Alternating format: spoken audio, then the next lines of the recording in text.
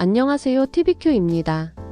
토지별 도등기란 토지의 건물과 다른 등기가 있다는 뜻으로 토지에는 대지권 표시만 있고 모든 권리관계는 전유 부분에 등기 기재하게 되는데, 그 건물을 신축하기 전에 토지에 저당권 등 제한물건이 있는 경우에 토지와 건물의 권리관계가 맞지 않아서 건물 등기부 쪽에 토지에 별도의 등기가 있다 해서 표시를 한 걸 토지별 도등기라 칭하고 있습니다.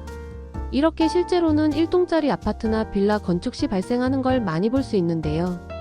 집합 건물 신축 빌라 짓기 위해 건축주는 우선 신축할 부지를 찾을 것이고, 그 토지의 근저당권을 설정해서 건축 자금을 은행에서 빌릴 수 있습니다.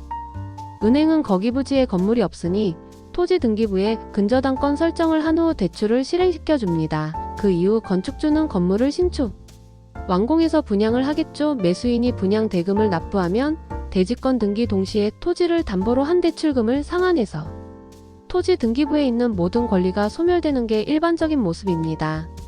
하지만 신축 빌라 건축주가 분양이 잘 안 돼서 은행에서 빌린 돈을 상환하지 못한 상태로 대지권 등기를 마치고 토지 등기부에는 여전히 근저당이 잡혀 있다는 취지로 일체화된 집합 건물 등기 사항에 토지의 별도의 등기가 있음이라고 공시함으로써 부동산 거래할 때 조심하란 취지로 문구를 표시하게 됩니다.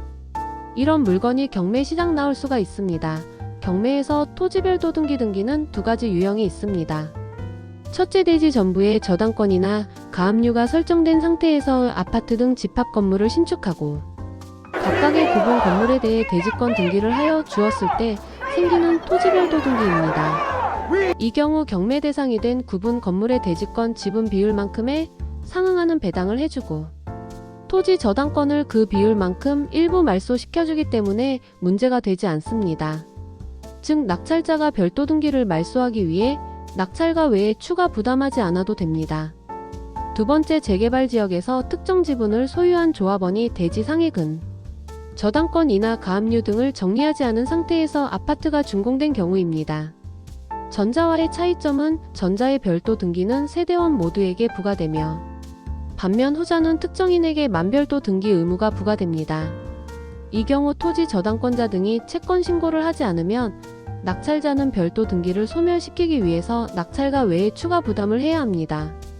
전에 구법은 위와 같은 사례가 발생했으나 현행 민사집행법에서는 토지 저당권자 등에게도 배당을 해주고 있어 지금은 큰 문제가 되지 않습니다. 경매 물건이 낙찰되었을 경우 토지별 도등기권자에게 배당하는 걸 원칙으로 하므로 토지 저당권자에게 채권 신고를 하게 하여 경매 대상 건물 대지권 비율만큼 토지 저당권을 말소시켜줍니다. 그러므로 특별 매각 조건 매수인이 인수함이라는 고지가 없다면 토지별도 등기는 별 아무 문제가 없습니다. 하지만 토지별도 등기 매수인이 인수함, 고시가 있는 물건은 세심하게 따져봐야 합니다. 토지별도 등기가 있는 물건은 건물 입찰 시 당연히 주의해야 하고, 해결할 자신이 없으면 당연히 입찰하지 말아야겠죠. 경매 기록 상의 토지에 대한 저당권을 인수한다는 특별 매각 조건이 있는지 확인하시고, 이런 조건이 없다면 토지의 저당권자가 채권 신고를 한 경우와 감정 평가서에도 토지와 건물이 같이 평가된 매물은 입찰하셔도 문제가 없습니다. 감정평가서에 건물만 평가되었거나 토지별도 등기를 따로 인수해야 한다는 특별 매각 조건이면 입찰하지 마셔야 합니다. TVQ 구독과 좋아요 부탁드려요.